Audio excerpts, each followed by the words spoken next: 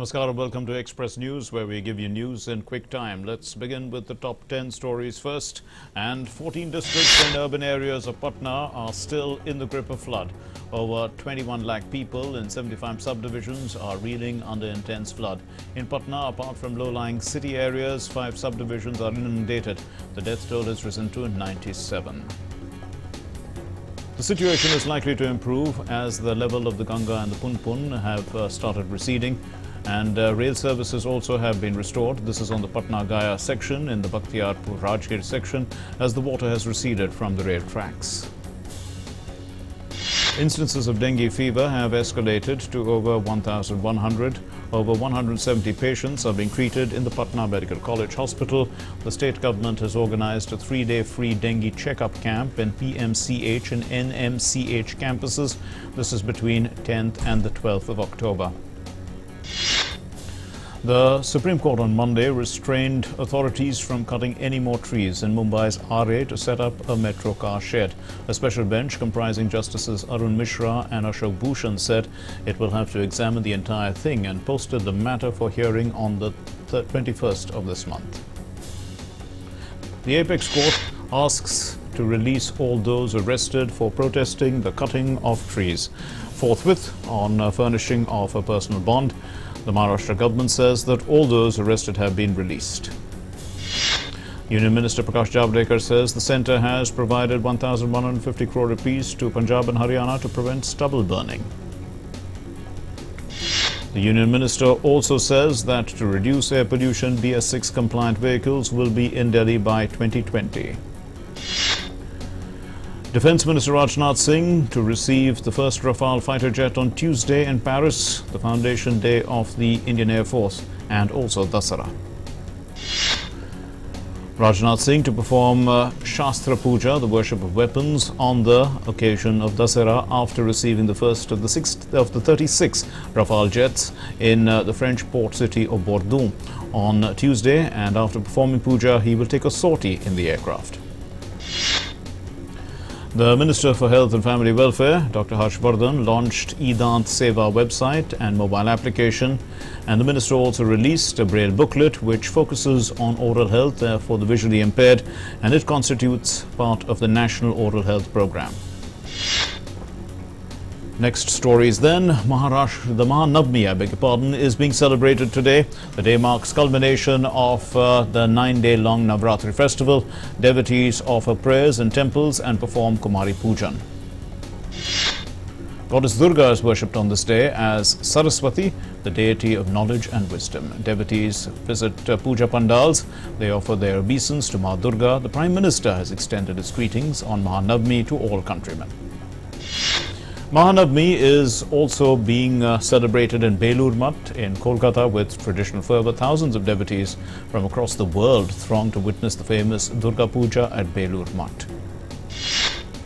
A special program was held in Madhya Pradesh's Indore to make the celebration more inclusive. Visually impaired girls perform Garba as part of Navratri celebrations. Uttar Pradesh Chief Minister Yogi Adityanath introduced the Mukhya Mantri Kanya Sumangala Yojana. This is on the occasion of Mahanavami. The scheme aims at empowering the girl child. Rupees 15,000 will be provided to every family in which a girl child will be born. On the 55th anniversary of the Indian Technical and Economic Cooperation, and Minister for External Affairs S. Jaishankar inaugurates the E-Bharati and E-Arogya at a program in New Delhi. And he says that India always preaches the philosophy of Vasudhaiv Kutumbakam and practices it. And since the last 5 years, India has also been practicing Sabka Saath, Sabka Vikas. He said that through digitalization, India is trying to reach the remotest area of development for development. The stock market benchmark, the Sensex, declined by 141 points at close of a volatile session. The 30-share benchmark Sensex settled at 37,531.98. It was down 141.33 points, 0.38%, as 24 of its components posted losses. The broader Nifty, it dropped 48.35 points or 0.43% to close at 11,126.40. The rupee depreciated by 18 paise to 71.07 against the US dollar intraday. Brent crude futures, the global oil benchmark, advanced by 0.41% to US dollars 58.61 per barrel. Gold prices on Monday remained almost flat at 39,210 per 10 grams at the bullion market in the national capital, that is, amid weak spot demand. Silver also fell by 90 rupees, 46,390 per kilogram, as against the Saturday's closing price of 46,480 per kilogram. And petrol and diesel prices continued to decline for the fifth consecutive day. Petrol prices were cut by 13 paise per litre, diesel prices down 12 paise per litre. Delhi, Kolkata, Mumbai and Chennai we're talking about. Indian subsidiary of the Japanese car maker Toyota, Kirloskar Motors, has overtaken Tata Motors and Honda Motors for the first time to become the fourth largest car manufacturer in India in terms of market share. And prospects of an early conclusion of the Indo-US trade deal, they have brightened, with the two sides reducing their differences and agreeing to allow more goods to be shipped by both countries, besides cutting import duties on contentious items, including high-end bikes like the Harley-Davidsons. America's business economists think that President Donald Trump's trade war with China will contribute to a sharp slowdown in economic growth this year and next, raising concerns about a possible recession starting late next year. HSBC is planning to lay off up to 10,000 staff. A report has said just weeks after announcing the resignation of its chief executive and cutting of 4,000 posts, citing weak global output. Also, the latest losses are part of a fresh cost-cutting drive by the interim boss, Noel Quinn. FMCG giant Unilever has announced to reduce plastic waste and has said that by 2025 it will eliminate more than 1 lakh tons of plastic packaging, besides collecting as well as reprocessing more plastic packaging than it sells. Also, Unilever said by 2025 it will halve its use of virgin plastic. The 2019 Nobel Prize for Medicine has been jointly awarded to William Kaelin Jr., Sir Peter Radcliffe and also Greg Semenza. This coveted prize has been awarded to two Americans and a British scientist. Kaelin, Radcliffe and Semenza jointly were awarded for their discoveries on how cells sense and adapt to oxygen availability. Oyo to raise US dollars 1.5 billion in hospitality holdings, and this will lead to pump in US dollar 700 million with a balance of US dollar 800 million, which would be infused by existing investors. The telecom service provider Vodafone Idea said that it has partnered with Kia Motors in India for supporting connected car services in the automaker's SUV Seltos. Amazon and rival Walmart reported record revenue for their sixth day in this is festival sales, as e-commerce catches up with buyers and sellers in smaller Indian towns moving beyond the country's urban English-speaking population. Snapdeal will launch 3 special e-stores for the forthcoming festivals to cash in on the rising trend of online shopping. Each e-store will provide all festivals essential in one place, making shopping for traditional items simple and convenient. In a major setback to Pakistan, Asia-Pacific Group of FATF slammed Islamabad for not taking sufficient measures against individuals and entities associated with terror groups. The Asia-Pacific Group on Money Laundering published its report on money laundering and terror financing in Pakistan and said that Islamabad has not taken sufficient measures to fully implement UNSCR 1267 obligations against all listed individuals and entities. In the U.S., a second whistleblower has come forward in the impeachment case against U.S. President Donald Trump. The existence of a whistleblower claiming first-hand knowledge would make it harder for the president and his supporters to dismiss the original complaint as hearsay, as they have repeatedly done. And the U.S. president under pressure as Democrats also pursue an impeachment inquiry against him. He lashed out at the top Democrat in the Congress, saying that the House Speaker Nancy Pelosi could be guilty of treason. The U.S. will step aside for an imminent Turkish operation against Kurdish-led forces in northeastern Syria. This is what the White House has said in a major shift Turkey wants to the Kurdish militia, whom it regards as terrorists, away from the border. The Turkish President Erdogan has said that the US troops had started to withdraw from parts of northeast Syria after his phone call with US President Donald Trump, adding that talks between the Turkish and the US officials on the matter would continue. The European Union warned against any Turkish operation against Kurdish-led forces in northern Syria, saying that any sustainable situation will not be reached by military means. The United Nations also reacted to the US's decision. A UN official said that civilians must be spared in any Turkish military operation in northeast Syria, where the United Nations hopes that mass displacement and Srebrenica-like killings can be prevented. The British Prime Minister has renewed his vow to take the country out of the European Union by the Brexit deadline, in an apparent contradiction of a government pledge in court days earlier to ask for an extension if there's no withdrawal deal.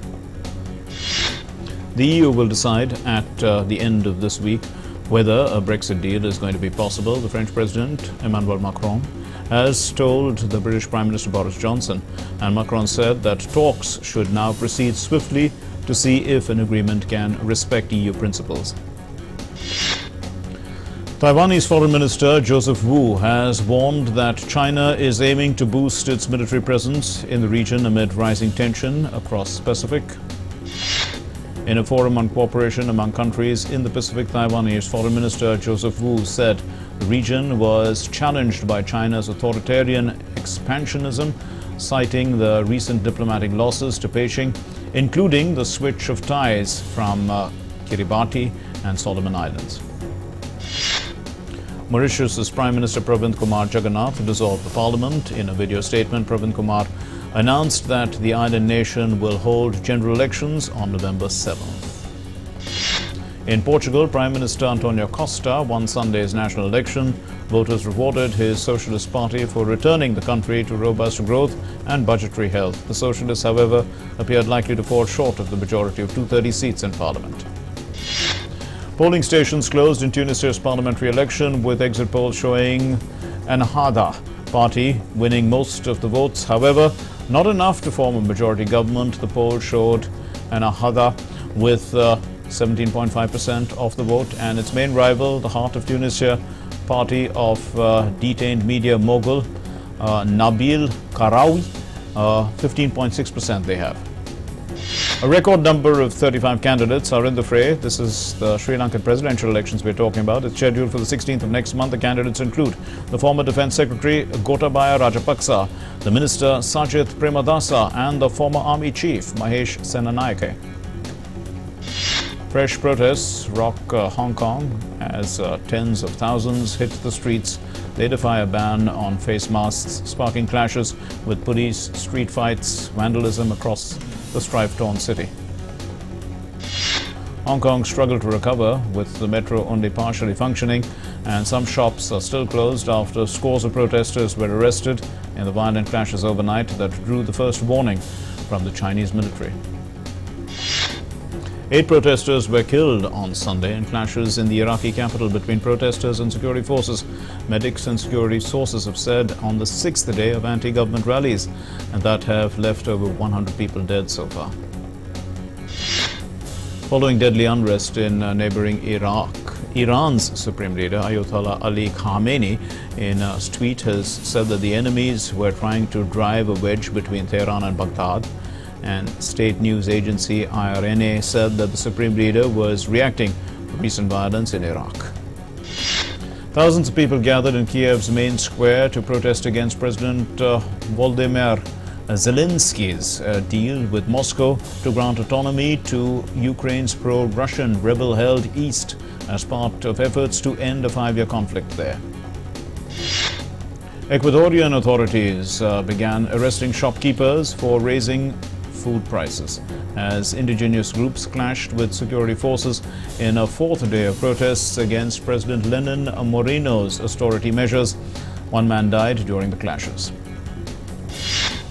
30 protesters from the Extinction Rebellion movement were arrested in Sydney's Central Business District as they gathered for a demonstration calling for more government action on climate change.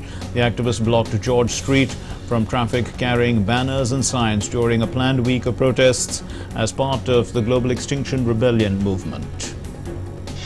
Police in London said that they have arrested 21 climate activists as the Extinction Rebellion protest group launched 2 weeks of peaceful civil disobedience to call for urgent government action to curb carbon emissions. A North Korean boat collided with a Japanese fisheries agency patrol vessel. This happened in the Sea of Japan, sending around 20 North Koreans overboard. The Coast Guard has said so, and the North Korean boat was believed to be fishing. It's a fishing vessel which reportedly capsized partially after the clash, but there was no immediate word on the status of the crew. Hundreds of migrants arrived in Piraeus port. This is in the Greek mainland from the overcrowded Moria camp in Lesbos Island. Yes, more than 450 migrants, many of them families with children, disembarked from a ferry in the early morning hours. They boarded the buses, taking them to a new camp which was set up in Vakhshochori, which is in North Greece. President Vladimir Putin of Russia has celebrated his 67th birthday in fresh air of the Siberian mountains, picking berries and mushrooms in the company of his defense minister. Prime Minister Jacinda Ardern called for New Zealand to have a more open conversation about its history as commemorations began ahead of the anniversary of the landing of the British explorer James Cook in that territory 250 years ago. Kickstarting their first out of a total of 5 spacewalks, astronauts are all set to replace the old batteries with new lithium batteries. This is at the International Space Station, and this unusual crush of spacewalks will feature the first all-female spacewalk by Koch and Jessica Walker. Now, the U.S. gymnast Simone Biles vowed spectators at the Artistic Gymnastics World Championship in the German city of Stuttgart when she performed 2 incredible original moves that were immediately named after her. The final day of the World Athletic Championships in Doha saw the United States take both the men and the women's 4x400 meters relays to bring Team USA's medal count to 29, 14 goals ahead of Kenya and Jamaica. Qatar's Nasser El Attiyah remained atop in the Rallye du Maroc standings. This is after completing his second leg in the desert near Fez, Morocco. Lionel Messi scored his first goal of the season as Barcelona beat Sevilla 4-0 on Sunday to climb into second place in the La Liga standings behind Real Madrid. Indian women's cricket team members Jemimah Rodrigues and Harleen Deol, they recently penned a special rap for their captain Harmanpreet Kaur on the occasion of a 100th T20 international match. India rode on a clinical performance. This is from both the batsmen and the bowlers. They beat South Africa by 203 runs in the first test at Visakhapatnam yesterday, and with the victory, India took a 1-0 lead in the 3-match series. Ravindra Jadeja put his incredible reflexes on display when he caught and bowled South African opener Aiden Markram on day 5 of the first test in Visakhapatnam, and he went on to take 4 wickets. But Rohit Sharma, batting at the top of the order for the first time in Test cricket, was the biggest plus for India in the Visakhapatnam Test. He scored 176 in the first innings and 127 in the second innings, helping India post incredible targets. 502 for 7 in the first innings and 323 for 4. A 395-run target was set for the visitors. And the spinner Ravichandran Ashwin also made an impressive comeback to international cricket. The 33-year-old off-spinner claimed 7 wickets in the first innings and followed it up with a single scalp in the second, and he became the joint fastest to reach 350 test wickets. And still with that same match, Dean Elgar and Quinton de Kock of South Africa played a fine game. They scored centuries. to put some fight for South Africa, taking them to 431 in reply to India's innings of 502 for 7 declared. And as we said, Ravichandran Ashwin joined Muthaiya Muralidharan to be fastest to reach 350 test wickets. Ashwin took 1 wicket on day 5 of the first test between South Africa and India at Visakhapatnam. But the first test match also broke the world record for the most sixes in a test match ever. And India's rising tennis sensation Sumit Nagal, who reached the semi-finals of the ATP Challenger Campinas, has in fact moved up by 6 places to the 129th spot in the latest men's singles rankings. Sania Mirza, India's tennis star, opened up about plans of making a comeback to international circuit. Sania Mirza last played in the China Open back in 2017, and 2 years later she is now planning to return to tennis by January 2020. The Asian champion Gopi Thonakkal finished 21st in the men's marathon as India ended their World Athletics Championships campaign with mixed results in Doha. Gonzalo Higuain scored the winner for Juventus as they inflicted a first Serie A defeat on the season. This is on Inter Milan with a 2-1 victory, and it sent the defending champions top. Less than 40 kilometers from where England beat Argentina at the Tokyo Stadium in the Rugby World Cup, on another unique rugby match was taking place. Now World Barbarians RFC were taking on the Beijing Devils, and in the first match, this is of the International Gay Rugby International Inclusive Weekend Challenge. Timothy Cheruiyot of Kenya won the men's 1,500 meters world title in Doha in an astonishing run, leading from pillar to post in a time of 3 minutes 29.26 seconds. Newcastle United recorded a 1-0 win over Manchester United at St James's Park. Matty Longstaff scored on his Premier League debut to give Newcastle 3 important points against their out-of-form visitors. The defending champions Manchester City were stunned by Wolverhampton 2-0 at Etihad Stadium. Adama Traore scored the second half double, in fact, I beg your pardon, helped Wolves beat Manchester City to leave Liverpool 8 points clear at the top of the table. Honda's Marc Marquez sealed his 6th MotoGP title with 4 races to spare after winning the Thai Grand Prix.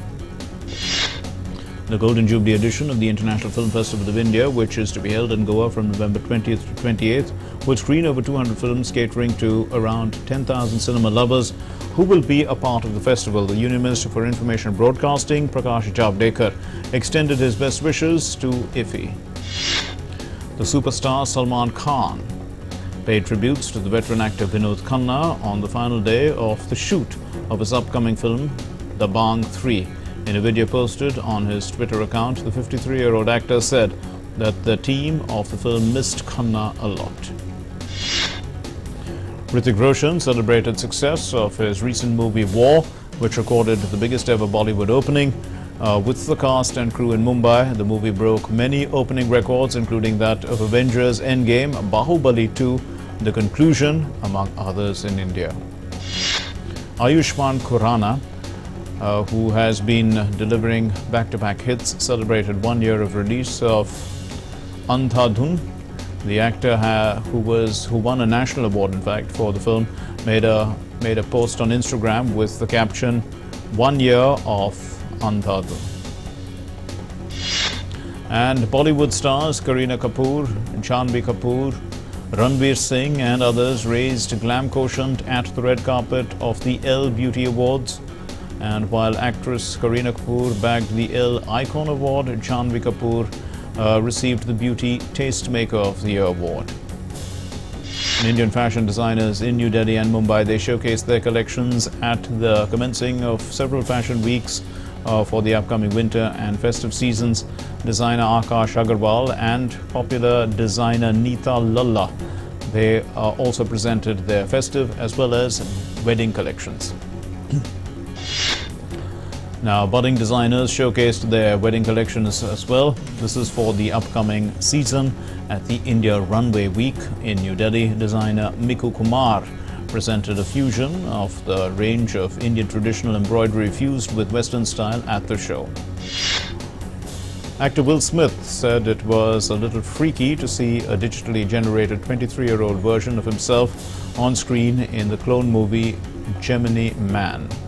In the action thriller, Smith plays an elite assassin who finds himself pursued by a younger clone of himself known as Junior. Shia LaBeouf bears his soul, wide open in Honey Boy, in which the star plays a troubled character based on his real-life father who battled alcoholism while looking after young Shia, the child actor. The creepy and kooky members of the Addams Family animated film hit the purple carpet in California on Sunday. Based on the late 1930s comic and television shows, the film has a modern twist with diversity and today's social issues at the forefront. Taika Waititi is far more concerned with people spreading the word about how relevant Jojo Rabbit is rather than getting an Oscar. The New Zealand filmmaker's satire on Hitler's Nazi Germany won the Toronto Film Festival's Grosch People's Choice Award. The Warner Brothers' latest film Joker has smashed all box office records and minted $93.5 million over the weekend and now stands as the biggest October launch of all time. The Joker himself, Joaquin Phoenix, surprised fans by dropping by a multiple screening of the Joker film at Alhambra Drafthouse, LA, and dressed in a dark-colored hoodie. Phoenix took time to meet fans at each theater, answer several questions, and snap selfies.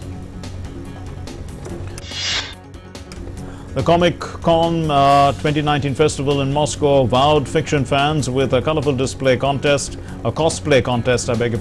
where participants showed off imitations of their favorite characters from games, movies, and comic books. Japanese game designer Hideo Kojima presented his latest work, Death Stranding, at a Comic Con festival in Moscow. Kojima said that the process of film production greatly differs from game designing when it comes to the actor's work. 5 French Michelin-starred chefs set up shop at Paris's Saint-Lazare train station. They cooked their signature dishes for travelers. The renowned cooks worked for a mobile kitchen in the station's hall to showcase food cooked in famous restaurants located at train stations. It was a picture-perfect morning on the Sunday, on the second day of the Balloon Fiesta in New Mexico, with the sky filled with colorful balloons. After the slow start to Fiesta on the opening day, this is due to bad weather, and tens of thousands of spectators are expected to enjoy the Fiesta. It runs on till the 13th of this month. And that's all we have in Express News. Thank you very much for watching. Namaskar.